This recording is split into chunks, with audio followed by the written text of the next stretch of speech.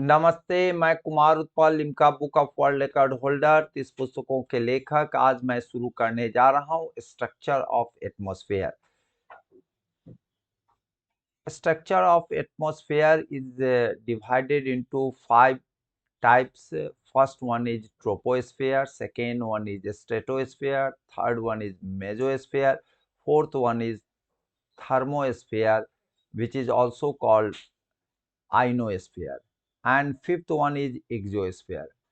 मैं आपको बता रहा हूँ कि यह पांचों जो आपको एटमॉस्फेयर का डिवीजन है, इसमें क्या-क्या विशेषताएं हैं, वह बीपीएससी और साथ पब्लिक सर्विस कमीशन के अलावे आपको यूपीएससी में पूछे जाते हैं। यह बहुत महत्वपूर्ण है क्योंकि इसमें आपको दो विषयों से संबंधित इसमें आपको प्रश्न आएंगे। एक जो है आपको साइंस से भी आएंगे और दूसरे है ज्योग्राफी का। पीटी में आप भी पूछे जाएंगे और मुख्य परीक्षा में भी पूछे जाएंगे क्योंकि मुख्य परीक्षा में आपको ज्योग्राफी और जनरल साइंस से भी यह प्रश्न आएंगे, इसलिए यह बहुत महत्वपूर्ण है। आप थोड़ा सा ध्यान रखेंगे तो सारी बातें आपको याद हो जाएगी। आइए मैं नवीन ट्रिक्स एंड टेक्निक्स के साथ नवीन बहुत सारी बातें मैं आपको बताने जा रहा हूँ जो आपके लिए अभी तक नहीं अवेलेबल हो पाया है। उसी को हम नवीन अ, अ, तस्वीर के साथ, नवीन टर्मिनोलॉजी के साथ, नवीन गेटअप के साथ मैं आपको प्रस्तुत करने जा रहा हूँ। आइए, ट्रोपोस्फेयर। ट्रोपोस्फेयर क्या है?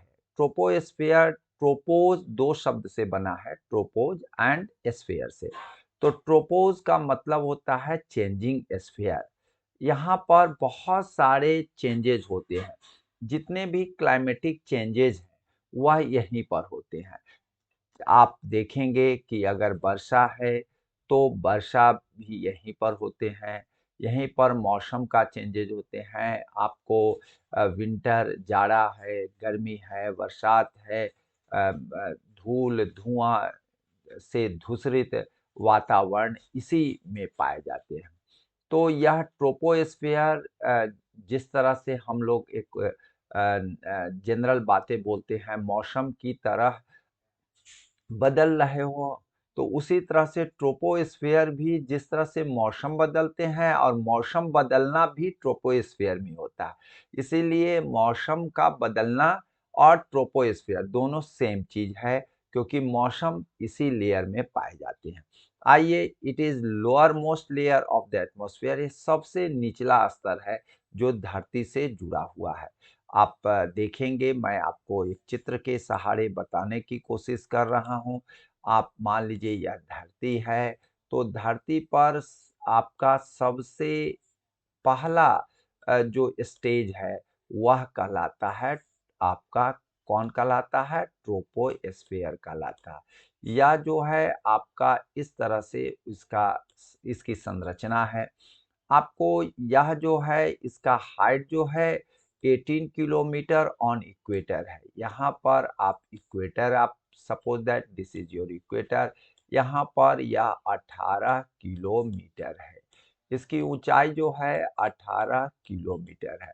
और आप देखेंगे कि यह पोल पर यह जो है सो आपको, आप देखेंगे पोल पर यह जो रहता है सो आपको 8 किलोमीटर है। इसलिए इसकी संरचना जो है आपको डायगोनल आपको दिखाई पड़ रहा है, तिरछा दिखाई पड़ रहा है। तो 18 किलोमीटर कहाँ है आपका? आपको अभी जस्ट बताए हैं इक्वेटर पर। यह बहुत पूछे जाते हैं परीक्षाओं के लिए। बच्चों आप लोग ध्यान रखेंगे, इक्वेटर पर 18 किलोमीटर है और पोल चाहे नॉर्थ पोल हो या चाहे साउथ पोल हो, यह जो है आपको 18 किलोमीटर है, 8 किलोमीटर है, 18 सॉरी 8 किलोमीटर है। तो इसको ध्यान रखेंगे जो हमने यहाँ पर चर्चा किया है। और यह जो है thickness of troposphere is greatest at the equator. यहाँ पर थिकनेस जो होती है, मोटाई जो होती है सबसे अधिक होती है। ठीक है ना, because heat transported to great height by strong conventional current.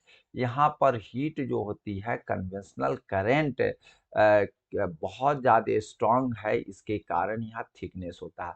आप जानते ही हैं कि इक्वेटर पर आपको इक्वेटर के जस्ट ऊपर सूर्य की किरणें होती है।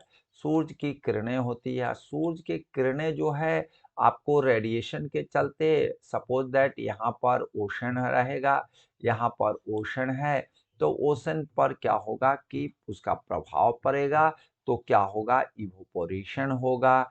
और इवोपोरेशन जो होगा कन्वेक्शनल करंट का के द्वारा वह आपको इवोपोरेशन हो रहा है।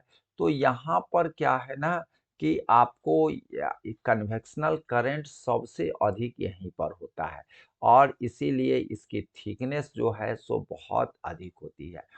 और यहाँ पर क्या है कि इसी लेयर में आपको डस्ट पार्टिकल बहुत ज़्यादा है, वाटर वेपर है, क्योंकि डस्ट पार्टिकल जितने भी तूफान वगैरह सब है, जितने भी विंड्स हैं या लोकल विंड्स है, जितने भी हैं सब इसी ट्रोपोस्फियर में पाए जाते हैं।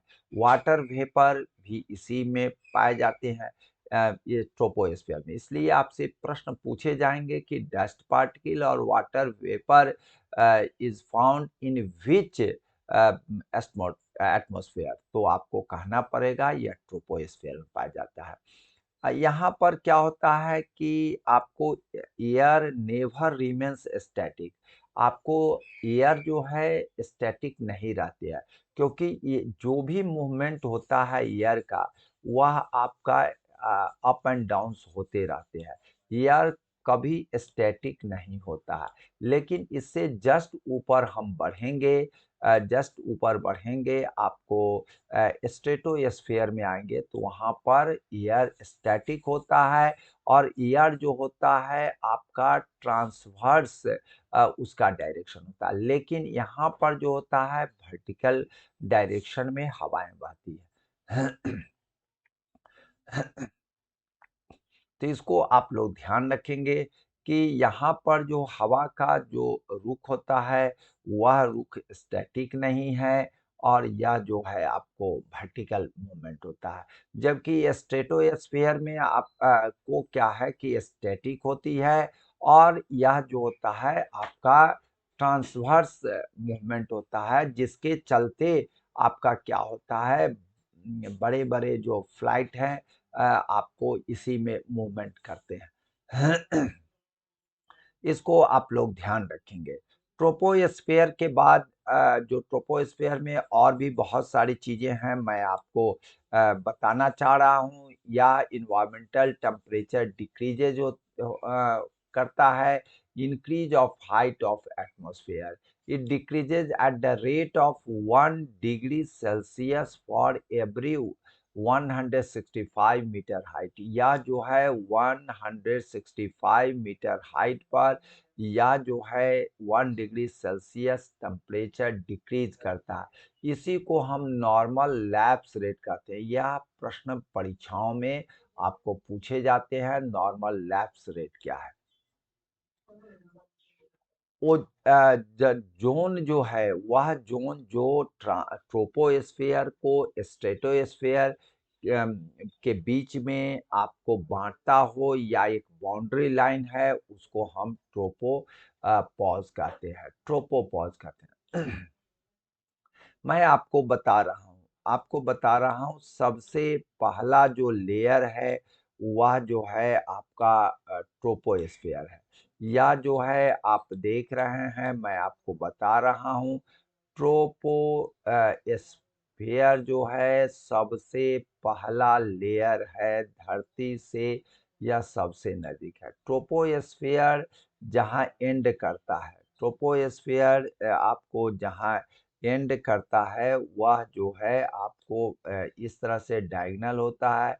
इस लेयर को हम लोग क्या कहते हैं यहाँ पर, इसके बाद स्ट्रेटोस्फीयर, इसको हम लोग कहते हैं, आपको क्या कहते हैं, ट्रोपोपॉज कहते हैं। जो इसको हम लोग ट्रोपोपॉज कहते हैं। तो इसको ध्यान रखिएगा, ट्रोपोपॉज जो होता है वह अपर इसका बाउंड्री है। ट्रोपो जो है पॉज होते हैं या ट्रोपोपॉज होते हैं, इसको आप लोग ध्यान रखेंगे। या ट्रोपोपॉज हो गया। तो ट्रोपोपॉज जो होता है अपर लिमिट है। इसके बाद से जो होता है स्ट्रेटोस्फेयर है। स्ट्रेटोस्फेयर इसको आप लोग ध्यान रखेंगे। स्ट्रेटोस्फेयर कहलाता है, स्ट्रेटोस्फेयर है। तो मैं आपको बता देता हूँ, सबसे नीचे वाला जो होता है, धरती से नीचा होता है, वो ट्रोपोस्फेयर होता है। उसके ऊपर जो होता है स्ट्रेटोस्फेयर है। ट्रोपोस्फेयर और स्ट्रेटोस्फेयर के बीच में जो बाउंड्री लाइन है उसको ट्रोपोपॉज कहते हैं। आप ध्यान रखेंगे, ट्रोपोस्फेयर का जो नाम है उसमें पॉज, पॉज मीन्स भी होता है उसे रुकना। मीन्स यहाँ पर इसकी लिमिट जो है रुक गया। मीन्स इसके बाद अब दूसरी लिमिट शुरू होगी, मीन्स दूसरा लेयर शुरू होगा। वह लेयर है स्ट्रेटोस्फेयर। अगर स्ट्रेटोस्फेयर के ऊपर अगर जाएंगे तो उसको हम उसका जो बाउंड्री होगा स्ट्रेटोस्फेयर। तो आप ध्यान रखिएगा, जो नीचे है ट्रोपोस्फेयर है तो उसका नाम ट्रोपोपॉज होगा। मीन्स ट्रोपोस्फेयर का अंतिम बाउंड्री। मीन्स ट्रोपोस्फेयर जो है अब यहाँ पर क्या होता है, ट्रोपोस्फेयर जो है अब आपका अंतिम इसका लेयर है, इसलिए रुक गया है। पॉज मीन्स उसे भी रुकना होता है। तो ध्यान आप लोगों को हो जाएगा कि ट्रोपोस्फेयर का जो अंतिम जो लेयर है या अंतिम बाउंड्री है उसको ट्रोपोपॉज कहते हैं। ठीक है ना। और स्ट्रेटोस्फेयर का जो अंतिम होगा वो उसको स्ट्रेटोस्पॉज कहेंगे, स्ट्रेटोपॉज कहेंगे। मीन्स वह भी रुक गया। तो इस तरह से आपको नामकरण करने में आसानी होगी, इसको ध्यान रखेंगे। ट्रोपोपॉज को आप लोग समझ गए होंगे। इस चलिए, the air temperature at the tropopause is about 80 degree Celsius over the equator. Equator पर आप देख रहे हैं, यहाँ पर आप देख रहे हैं कि यह जो है सो आपका इक्वेटर का पोजीशन है, यह इक्वेटर का है। यहाँ पर आप देखेंगे कि 45 डिग्री सेल्सियस यहाँ पर होता है, 80 डिग्री सेल्सियस यहाँ पर होता है, सॉरी, यहाँ पर 80 डिग्री सेल्सियस होता है। आपका इक्वेटर पर 80 डिग्री सी होता है। और यहाँ पर जो है आपका 45 डिग्री सी होता है। यहाँ पर 45 डिग्री सी होता है। इसको ध्यान रखेंगे, यहाँ पर 45 डिग्री सी होता है, इसको ध्यान रखेंगे। कहाँ? पोल पर। पोल पर यह जो है 45 डिग्री सेल्सियस है इसका टेम्परेचर। और इक्वेटर पर जो है आपका 80 डिग्री सेल्सियस है। इसको ध्यान रखिएगा टेम्परेचर का। वैसे भी आप जान ही रहे हैं कि इक्वेटर पर इसका हाइट ज्यादा है, डायगोनल है। अब यहाँ पर मैं एक बात बता दूं, जो रेडियो सॉन्डे जो है, रेडियो सॉन्डे क्या है? यह बैलून है। It is a balloon borne device है जो मेजर करता है vertical profile of the metrological variables called sounding and transmit the data to ground based receiving and processing station. यहाँ से जो हम लोग रेडियो सेंडो के द्वारा ही हम लोग क्या करते हैं, आपको ग्राउंड लेवल से ट्रांसमिट करते हैं डेटा, जो जो आपको आगे वाले एटमॉस्फेयर में जाते हैं, फिर आकर के हम लोग रिसीव करते हैं। तो रेडियो सेंडो जो होता है अ, वह जो है आपको ट्रोपोस्फेयर में ही लगाए जाते हैं। मैं आपको बता रहा हूं कि ट्रोपोस्फेयर में ही ग्रीन हाउस गैस होते हैं और ग्रीन हाउस इफेक्ट यहीं पर होता है। अब ग्रीन हाउस गैस क्या है? तो ग्रीन हाउस गैस को थोड़ा सा आपको समझाने के लिए मुझे बतलाना पड़ेगा। यहाँ पर देखिए सन है। सन से जो किरणें रेडिएशन निकलती है वह आपको आती है, धरती पर आती है। मैं आपको बता रहा हूँ यह अर्थ है, यह अर्थ है। इसको आप ध्यान रखेंगे, धरती पर जब आपका सोलार रेडिएशन का प्रभाव होगा, सोलार रेडिएशन का प्रभाव होगा, ठीक है ना, डायरेक्टली, तो इसमें से क्या होगा ना, ये सब फिर परावर्तन हो जाता है, कहाँ, इन्वायरमेंट में चला जाता है। जितनी आती है रेडिएशन वह फिर परावर्तित हो जाती है एटमॉस्फेयर में। बस बहुत डिस्मल पॉइंट में कुछ आपको एनिमल, कुछ plants and others sources receive करते हैं, नहीं तो मैक्सिमम जो है वह लौट जाती है। लेकिन ज्यों-ज्यों हम लोग पॉल्यूशन बढ़ाते जा रहे हैं, पॉल्यूशन बढ़ाते जा रहे हैं, जिसके चलते CO2 का ये इमिशन बहुत ज़्यादा होता है, CO2 का लिबरेशन बहुत ज़्यादा होता है, चाहे फैक्ट्री के द्वारा हो, चाहे हम लोग आपको व्हीकल के द्वारा हो, चाहे अन्य सोर्स है, CO2 का बहुत ज़्यादा हम लोग इमिशन कर रहे हैं। अब यह क्या करता है, ट्रोपोस्फियर में एक लेयर का निर्माण करता है। वह लेयर क्या करता है, आपको यह जो है सो सन की किरणें तो धरती पर आ जाती है, रेडिएशन आ जाती है, लेकिन वह लौटने के समय में वह लौट नहीं पाती है। मैं यहाँ पर क्रॉस करके बता रहा हूँ, लौट नहीं पाती है। जिससे क्या होगा, आपका हीट जो है, हीट इंक्रीजेस करेगा। यह लौट नहीं पाएगा तो स्वाभाविक है रेडिएशन जो है, जो आई सूरज की किरणें से, वह फिर इन एटमॉस्फेयर में नहीं जा पाती है, जिसके कारण क्या होता है, ग्लोबल वार्मिंग होता है। और ग्लोबल वार्मिंग से क्या होगा, ग्लेशियर का गौ गौ से ग्लोबल वार्मिंग, गौ से ग्लेशियर पिघलेंगे और सी लेवल बढ़ जाएंगे। तो यह जो चीजें हैं, इसको ध्यान रखिएगा, यही ग्रीन हाउस इफेक्ट करता है, जो हमारे विभिन्न तरह के एडवर्सिटीज का निर्माण करता है। तो यह ग्रीन हाउस इफेक्ट या green house which is present in troposphere, ये भी ट्रोपोस्फियर में ही पाए जाते हैं। इसको आप ध्यान रखिएगा क्योंकि बहुत महत्वपूर्ण है। आइए मैं आपको नेक्स्ट आपको बताने जा रहा हूँ स्ट्रेटोस्फियर। स्ट्रेटोस्फियर बतलाने से पहले मैं इस डायग्राम को समझा दे रहा हूँ, जिससे आपको जो बहुत सारी चीजें आपको ध्यान में आ जाएगी। देखिए, सबसे पहला मैं आपको बतलाया था, शुरू में ही बताया था कि यह जो है ट्रोपोस्फियर है, धरती के सबसे नजदीक या धरती से स्टार्ट होता है। वह सबसे पहला जो लेयर है एटमॉस्फेयर का, वह ट्रोपोस्फियर है। और ट्रोपोस्फियर को मैंने बताया था कि पोल पर, यहाँ पर मैंने आपको बताया पोल पर या 8 किलोमीटर है, लेकिन इक्वेटर पर यह क्या है, इक्वेटर पर यह क्या है, आपको आपको मैं आपको बता रहा हूँ 18 किलोमीटर, 18 किलोमीटर है, जो आपको यहाँ पर दिखाई पड़ रही होगी।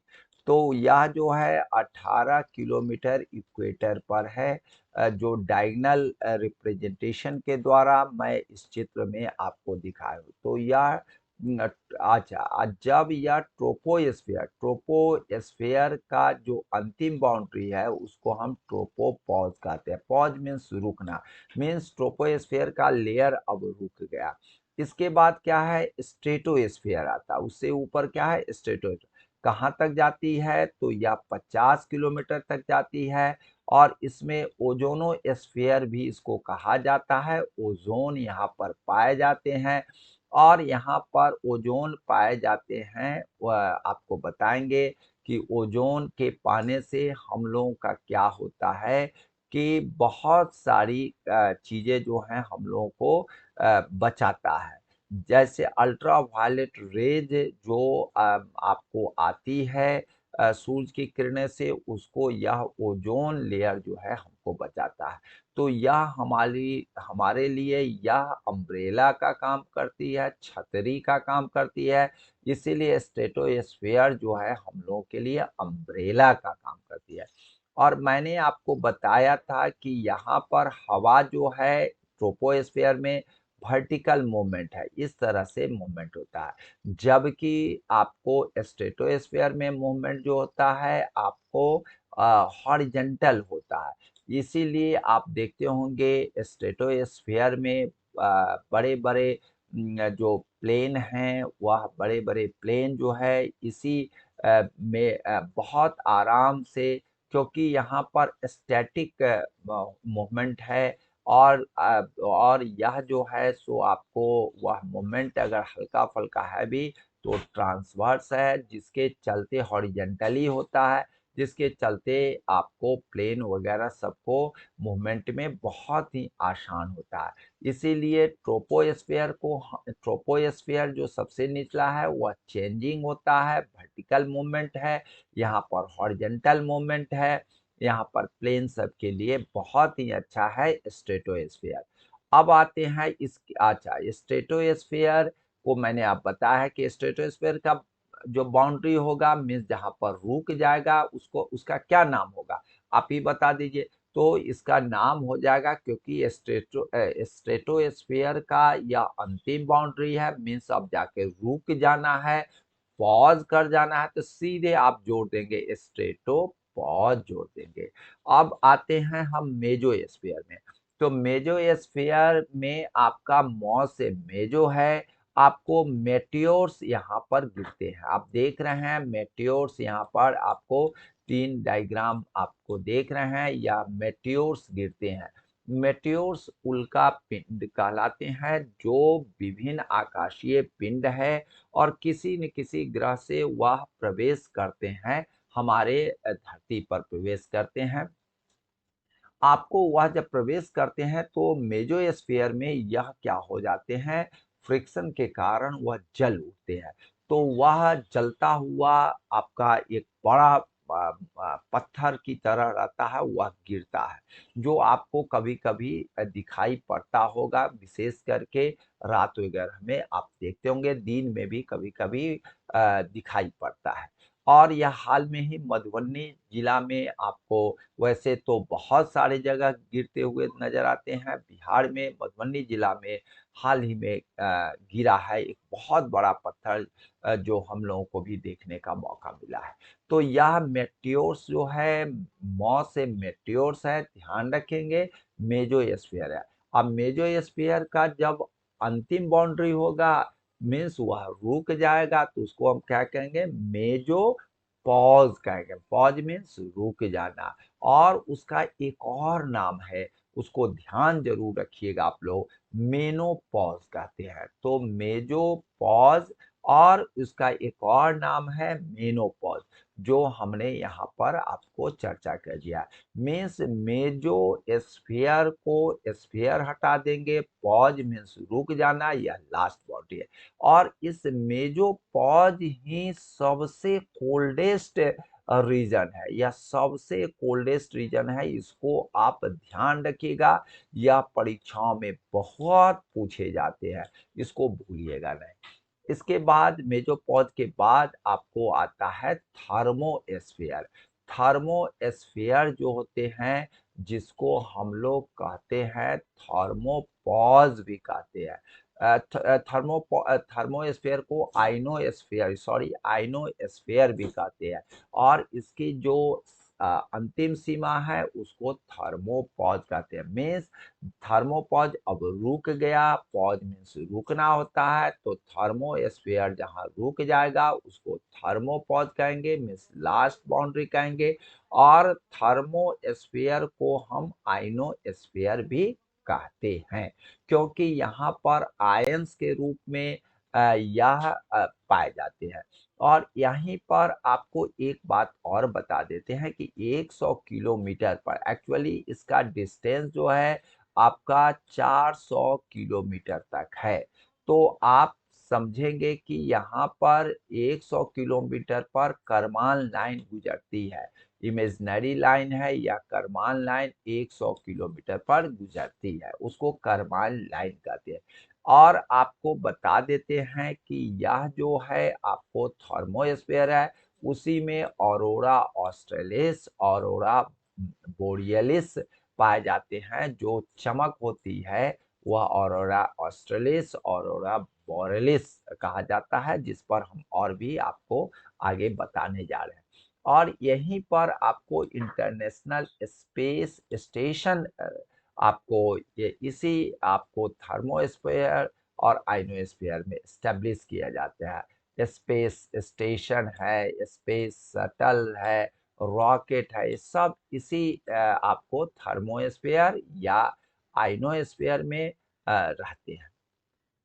थर्मोपॉज के बाद जो है वह शुरू हो जाता है एक्सोस्फीयर शुरू हो जाता है। यह जो है यहाँ से यहाँ तक जो है 400 के बाद जो है वह एक्सोस्फीयर में जाने जाते हैं। अब मैं आपको बता रहा हूँ कि एक्सोस्फीयर का जो लोएस्ट जो बेस है, लोएस्ट बेस है, उसको हम एक्सो बेस कहते हैं।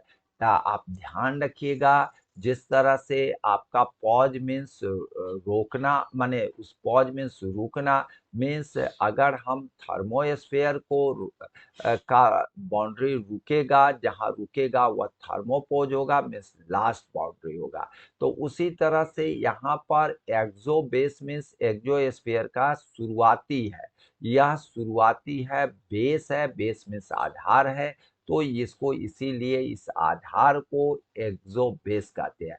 एक्चुअली एक्सोस्फीयर के बाद में researches is going on to know every new things and every day is exploration going on. यह जो है हर डे या एक्सप्लोरेशन इसका चल रहा है। तो इसमें अभी बहुत सारी चीज़ें आपको आनी बाकी है, इसको आप लोग ध्यान रखेंगे और इसको आप याद भी रखेंगे। तो एक्सो बेस जो है आपको यहाँ पर एक्सो बेस इसका बेस है, इसको ध्यान में रखेंगे। और यह जो है 10,000 किलोमीटर तक जाती है, लेकिन इसके बारे में अभी बहुत चीजें अभी आनी बाकी है। तो इतनी बातें आप लोगों ने समझ गए। सबसे पहला आप लोगों ने समझा होगा कि यह जो है आपको सबसे नीचे वाला जो है ट्रोपोस्फेयर है, और उसका जो लास्ट जहां रुक जाती है, मीन्स उसकी बाउंड्री जहां रुकती है, उसको ट्रोपोपॉज कहेंगे। उसके बाद स्ट्रेटोस्फेयर है, स्ट्रेटोस्फेयर जहां रुकेगी, पॉज करेगी, वह स्ट्रेटोपॉज है। मेजोस्फेयर है, उसके बाद मेजोस्फेयर जहां रुकेगी, मेजोपॉज या मेनोपॉज कहते हैं। और मेजोस्फेयर के बाद जो होता है थर्मोस्फेयर या आइनोस्फेयर। तो थर्मोस्फेयर या आइनोस्फेयर का जहां रुकावट होगा, मीन्स बाउंड्री जहां रुकेगी, उसको थर्मोपॉज कहेंगे।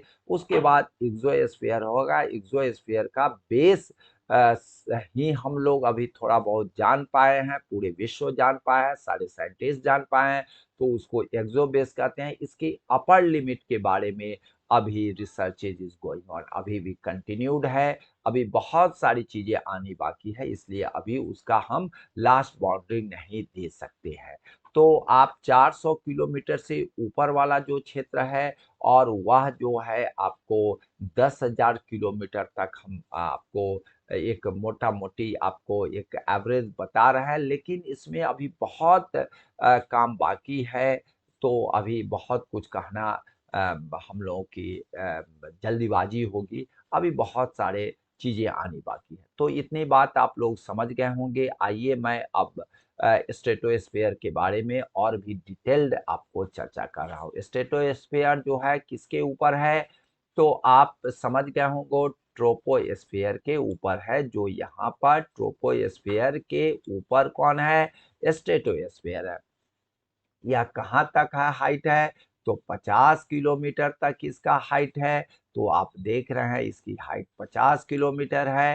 अब हम आते हैं temperature. Temperature remains almost same in the lower part of this layer up to the height of the 20 kilometre तक यह एकदम सेम रहता है। After this the temperature increases slowly with increase in the height. 20 kilometre के बाद से बहुत धीरे धीरे इसका टेम्परेचर बढ़ता है, और यह temperature due to the presence of ozone gas in upper part of this. Actually 20 kilometre के बाद ओजोन गैस के प्रेजेंस के चलते यहाँ पर टेम्परेचर धीरे धीरे बढ़ता है।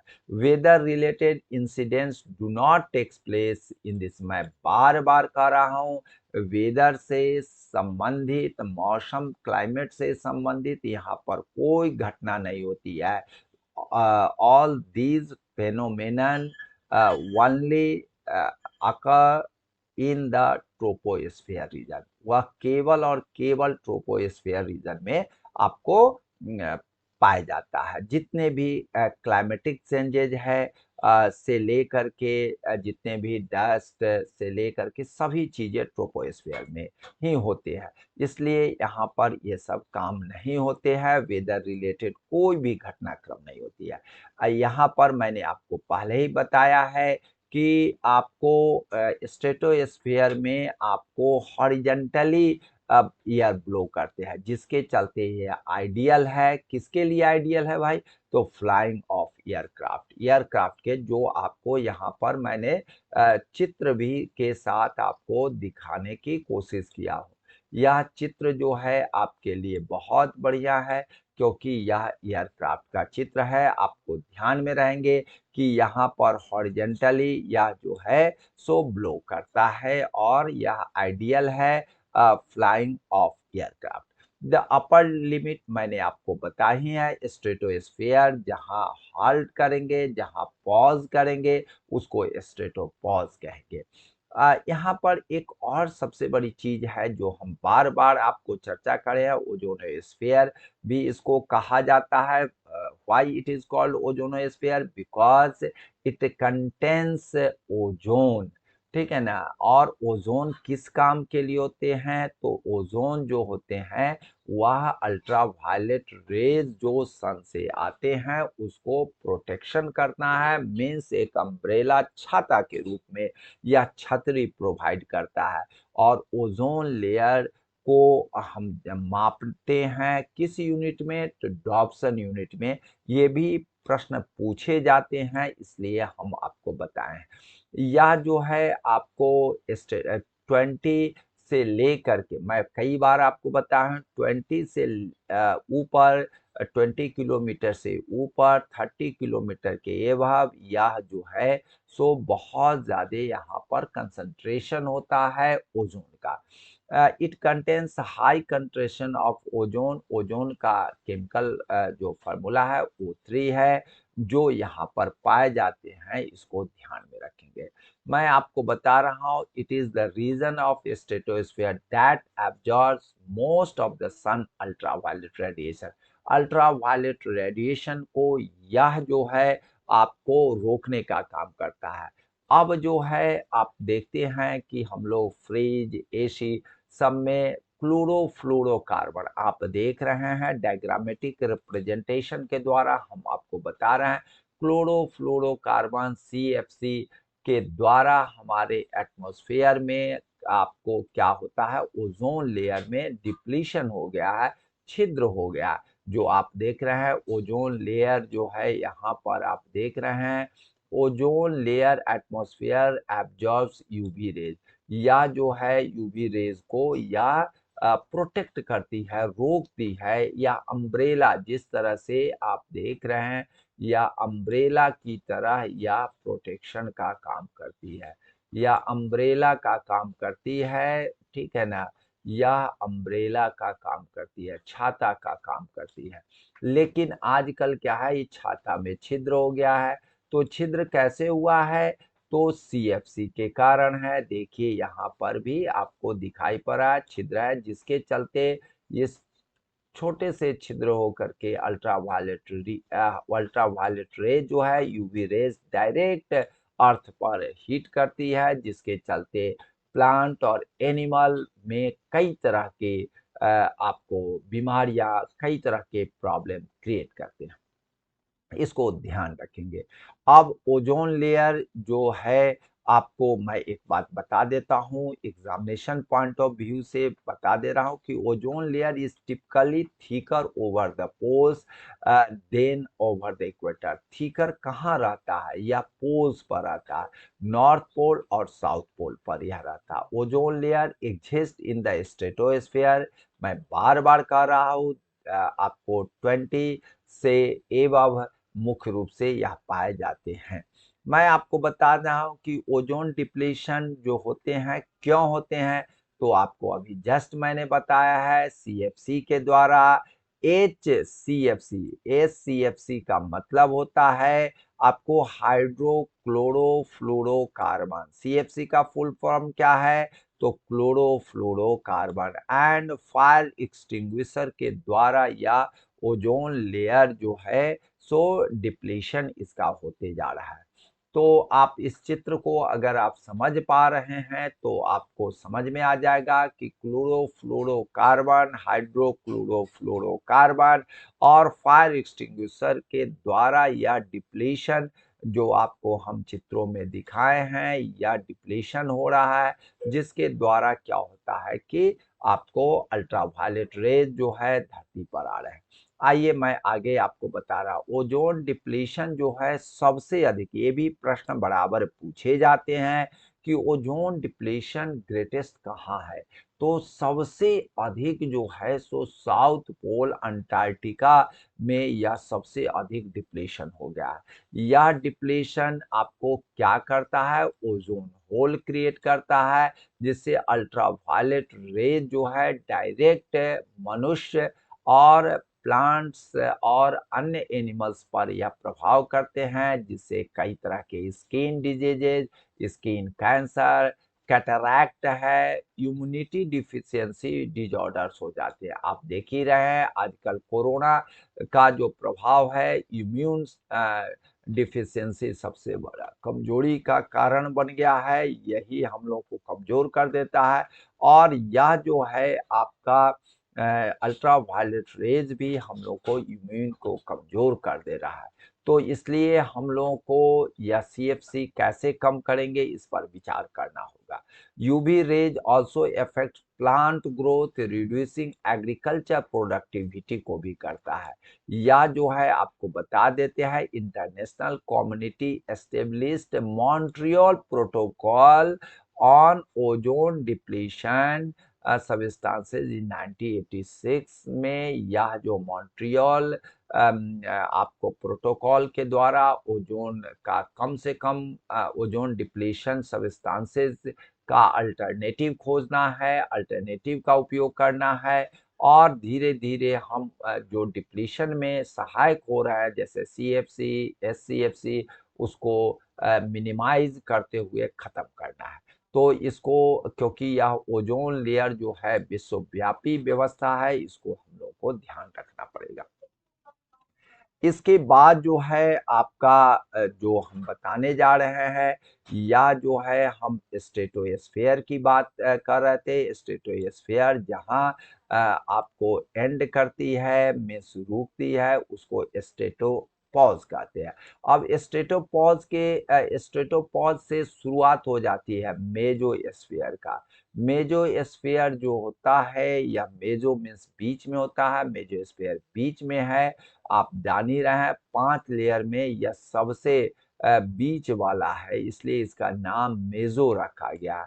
यहाँ पर आपको यह जो है हाइट कहाँ तक जाती है, तो इसकी हाइट 80 किलोमीटर तक जाती है। इसकी हाइट कहाँ तक जाती है, तो 80 किलोमीटर तक जाती है। और यह जो बाउंड्री है जहाँ से थर्मोस्फेयर शुरू होता है, उस बाउंड्री को हम मेसोपॉज कहते हैं।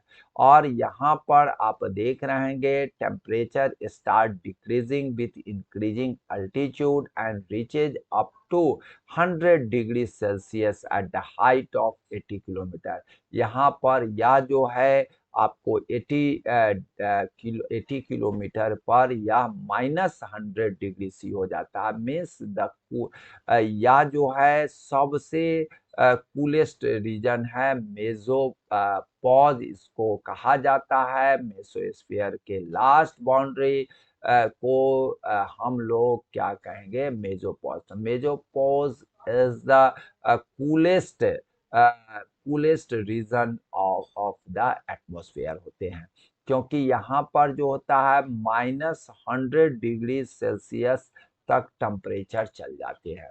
मैं एक बात और आपको बताना चाह रहा हूँ कि यहाँ पर मेसोस्फीयर में मेटियोर्स जो हैं उल्का पिंड गिरते हैं और फ्रिक्शन के चलते यहाँ जल उठते हैं।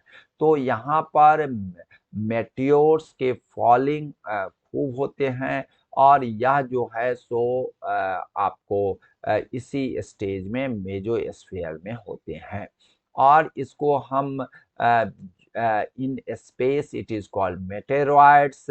When you see it in the sky it is a meteor कहलाते हैं। When it hits on the ground it is called meteorite कहेंगे। जब ये ग्राउंड पर हिट करेगा तब मेटेोराइट कहेंगे। यहाँ पर दो चीजें और जो है प्रकाश से संबंधित है, जो रेड स्प्राइट कहते हैं। ठीक है ना, स्प्राइट मीन्स पीने वाला नहीं, यहाँ पर रेड स्प्राइट है। रेड प्रकाश ये होती है, चमकती है, लुमिनेसेंस है, जलती है, या मेसोस्फीयर में भी होता है। और इसी से नीचे आपको जाती है ब्लू जेट जाती है। या रेड स्प्राइट रेड कलर की होती है, ब्लू जेट जो नीचे आकर के हिट करती है, यह प्रकाश है। और यह दोनों की ओरिजिन मेसोस्फीयर में होती है। यह बहुत महत्वपूर्ण है। आपको ब्लू स्प्राइट याद रखेंगे। रेड स्प्राइट जो रेड कलर का होगा और ब्लू जेट जो होगा ब्लू कलर का होगा, इसको ध्यान में रखेंगे। यह दोनों बहुत आजकल पूछे जाते हैं आपको सिविल सर्विसेज एग्जाम में।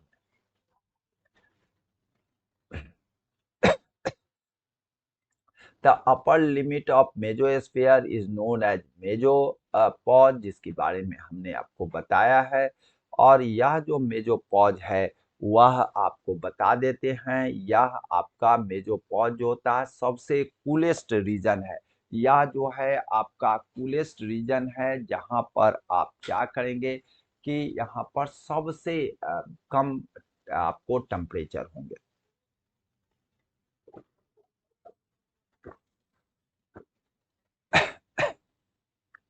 मेजोपॉज जो है यह पॉइंट है या लास्ट पॉइंट है आपका मेसोस्फीयर के लास्ट पॉइंट है, जहां पर यह कूलेस्ट रीजन है। इसको आप ध्यान रखेंगे। देखिए यही मेजोपॉज है जो कोल्डेस्ट रीजन है, इसको आप ध्यान रखेंगे, बहुत पूछे जाते हैं।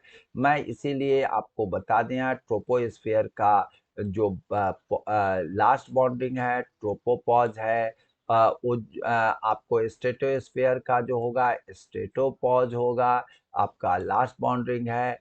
मेजोस्फियर का मेजोपॉज होगा जो कोल्डेस्ट रीजन है, इसको ध्यान में रखेंगे। स्ट्रेटोस्फीयर को ओजोनोस्फीयर भी कहा जाता है और यह टेम्परेचर का की पोजीशन को आपको इसमें दिखाया गया है। आइए मैं आपको बता देता हूं कि मेसोस्फीयर जो है इसके बारे में मैंने आपको बताया है कि -100 डिग्री सी है। फ़ारेनहाइट में कहेंगे तो -148 डिग्री फ़ारेनहाइट है। केल्विन में कहेंगे तो 173 केल्विन है। इसको ध्यान में रखेंगे।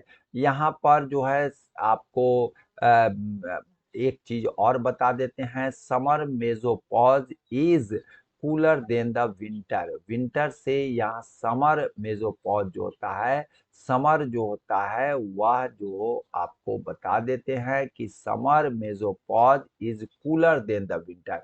विंटर जस्ट उल्टा लगेगा कि भैया आप समर तो गर्मी का है और वह कूलर ज्यादा है, जबकि विंटर जो है सो ठंडा का है, उससे ज्यादा कूलर है। इसलिए यह प्रश्न बराबर आपको पूछे जाते हैं, बच्चे इसमें कंफ्यूज कर जाते हैं, इसको आप ध्यान रखेंगे। मैं आपको यह बता रहा हूं कि यह क्यों होता है। तो समर टू विंटर सर्कुलेशन होता है, giving rise to upwelling at the summer pole and downwelling at the winter pole. Air rises will expand and cool, resulting in the cold summer mesopause and uh, Conversely, a downwelling air result in the compression and associated increases in temperature at the winter mesopause. आप जान ही रहे हैं जहां compression होगा तो temperature का increase होगा, इसको आप ध्यान रखेंगे। अब आते हैं हम थर्मोस्फेयर में, आइनोस्फेयर में। यह आइनोस्फेयर को ही थर्मोस्फेयर कहा जाता है। इसकी आपका लोकेशन क्या है तो 80 टू 400 किलोमीटर है। मैंने आपको बताया है, देखिए यह 80 है, या 80 जो है मेसोस्फेयर का है, यहाँ से यहाँ तक 400 किलोमीटर जो है, या जो है सो क्या है तो थर्मोस्फेयर है। यहाँ पर आप देख ही रहे हैं कि इसका आइनोस्फेयर है, इलेक्ट्रिक नेगेटिवली चार्ज यह पार्टिकल पाए जाते हैं जिसको आयंस कहते हैं, इसीलिए इसको आइनोस्फेयर भी इसको हम लोग कहते हैं। इसको हम लोग क्या कहते हैं, आइनोस्फेयर भी हम लोग कहते हैं, क्योंकि आयंस के रूप में पाए जाते हैं। मैं आपको पहले ही बता दिया है कि 100 यहाँ पर आपको 100 किलोमीटर पर एक इमेजिनरी लाइन गुजरती है जिसको हम लोग करमान लाइन कहते हैं। कौन लाइन कहते हैं, करमान लाइन कहते हैं। इसको ध्यान आप रखेंगे, बहुत महत्वपूर्ण है। कई परीक्षाओं में करमान लाइन के बारे में पूछे गए हैं। तो करमान लाइन जो है या वॉन करमान लाइन भी कहा जाता है, क्योंकि यह जो है आपको वॉन करमान के द्वारा खोजा गया है, और इसीलिए इसका नाम वॉन करमान लाइन या करमान लाइन के रूप में भी जानते हैं। अगर इससे ऊपर अगर आप बढ़ेंगे, इससे ऊपर आप बढ़ने की कोशिश करेंगे तो आपको प्रोपल्सन चाहिए। आपको बिना प्रोपल्सन सिस्टम को आप आगे आप जा नहीं सकते हैं। तो यू नीड्स प्रोपल्सन सिस्टम। अगर इसके ऊपर अगर कोई चीज को भेजते हैं तो प्रोपल्सन सिस्टम को आपको चाहिए, मीन्स आपको एक्स्ट्रा एनर्जी चाहिए। तो जितने भी सैटेलाइट जाते हैं तो इससे ऊपर जाते हैं, भेजे जाते हैं, तो उसको एक्स्ट्रा प्रोपल्सन सिस्टम के रूप में उसमें अलग से एनर्जी दी जाती है। यहाँ पर Hungarian born physicist, physicist physics के जानकार को कहा जाता है। भौतिकवेत्ता के जानकार को अंग्रेजी में फिजिशियन नहीं फिजिसिस्ट कहा जाता है। तो यह हंगेरियन बॉर्न फिजिसिस्ट है जिसको हम थियोडोर वॉन करमान कहते हैं, और इन्होंने ही इस बात को हाईलाइट किया है, इसलिए इसका नाम करमान लाइन कहा जाता है। और ये हंगरी के हैं, तो इसलिए आप याद रखिएगा, Hungarian born physicist Theodore von Karman है जिन्होंने करमान लाइन की आपको पहचान की है। और यह जो है आउटर स्पेस यहीं से बिगिन करता है, इसी से करमान लाइन से ही आउटर स्पेस बिगिन करता है, इसको ध्यान में रखेंगे। मैं आपको थर्मोपॉज के बारे में पहले भी बताया है कि जो ही आइनोस्फीयर या खत्म होंगे तो थर्मोपॉज शुरू होगा। मीन्स थर्मोपॉज क्या हुआ, thermopause means last boundary of thermosphere और आइनोस्फीयर, इसको ध्यान रखेंगे। अब मैं थोड़ी सी बात बता देता हूँ कि it soaks up X-ray and ultraviolet energy from the sun, protecting those of us on the ground from the harmful rays. Actually हमारे बहुत सारे सोर्सेज के द्वारा हमको एक्सरे एंड अल्ट्रावायलेट एनर्जी आते हैं, उसको यह जो है सो एब्जॉर्व करती है, सोक्स करती है। यह एक बहुत बड़ी चीजें है, इसको ध्यान में रखिएगा। बच्चे सोचते हैं कि सभी चीजें ओजोन लेयर है, नहीं, यहाँ पर एक्सरे रेज है, एक्सरे रेज है, अल्ट्रावायलेट एनर्जी है, ठीक है ना? तो यह अल्ट्रावायलेट एनर्जी तो ओज़ोन लेयर में भी होता है, लेकिन यहाँ एक्स-रे रे को यह अब्ज़ॉर्ब करती है। यह बच्चे लोग कम जानते हैं, इसलिए मैंने आपको यह बता दिया है। तो इसको ध्यान में रखिएगा, जो हमारे लिए बहुत हार्मफुल है, तो इसको रोकता है। अच्छा, दूसरी एक बात है रेडियो वेव्स, जो रेडियो सेंडर से भेजे जाते हैं, जो यहाँ पर आपको मैं चित्रों के द्वारा यह बतलाने की कोशिश की है। देखिए, यही रेडियो सेंडे जब रेडियो भेजते हैं तो यहीं से यह रिफ्लेक्ट करके यह जो आते हैं आपको फिर धरती पर यह आते हैं, यह धरती पर फिर आते हैं।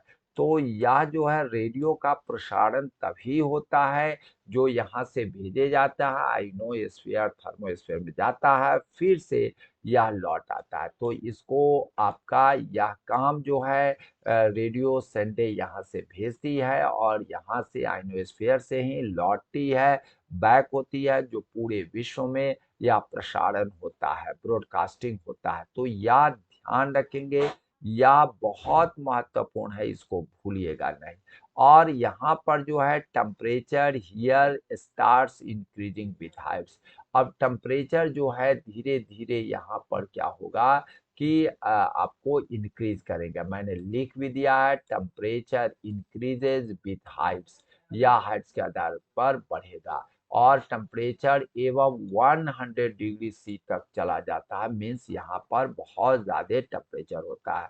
आपको बता देते हैं इंटरनेशनल स्पेस जो है आपका यहीं पर आपको रहता है 400 किलोमीटर पर यह अवस्थित रहता है। Satellite also operate in this region. तो यह पहले भी हम चर्चा कर चुके हैं, फिर से चर्चा कर दे रहे हैं कि थर्मोस्फीयर और यह जो है में ही इंटरनेशनल स्पेस स्टेशन सैटेलाइट्स वगैरह जो है यहीं पर रहते हैं। आइए मैं आपको आगे बढ़ रहा हूँ।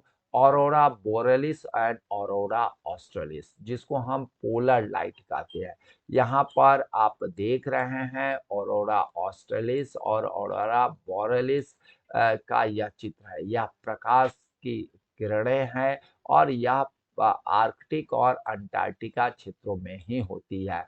और यह क्यों होती है? तो cause it is caused by the collision of energetic charges particle with atoms in the high altitude atmosphere. It is also called as polar lights। मैं पहले ही बता दिया है कि यह दोनों पोल पर ऑरोरा बोरेलिस ऑरोरा ऑस्ट्रेलिस होता है। Commonly occur in high northern and southern latitude, less frequent on mid latitude and seldom seen near the equator। धोखे से या इक्वेटर पर ही होते हैं। कलर्स इसका जो होता है white, usually milky greenish colour होता है। Aurora can also show red, blue, violet, pink, and white. These color appear in a variety of continuously changing shapes।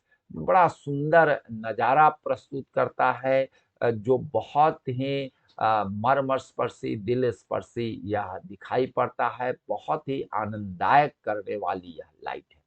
तो aurora results from the emission of photo in earth upper atmosphere above 80 kilometer from ionized nitrogen atoms regaining an electron, and from electron from oxygen and nitrogen atom returning from the excited state of the ground state। Actually यह excited state में ही यह प्रकाश की किरणें निकलती है और यह solar wind coming from the sun in the origin of charge proton and electron that excite oxygen. Excitement उत्तेजित जिसको कहते हैं, ऑक्सीजन एंड नाइट्रोजन के कारण यह ऑरोरा का बनता है।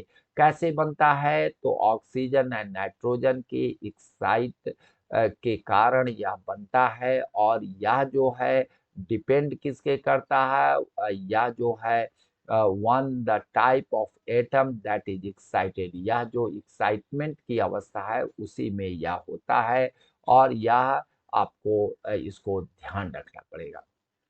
इसके बाद मैं आपको बता रहा हूँ इग्ज़ोस्फीयर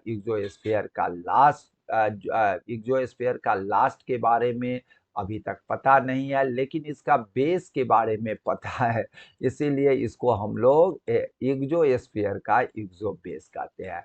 the bottom of the exosphere is sometimes called exobase and the altitude of the lower boundary of the atmosphere. Exosphere is uppermost layer of the atmosphere है। Gases are very sparse in this sphere due to lack of gravitational force, and temperature gradually increases through this layer.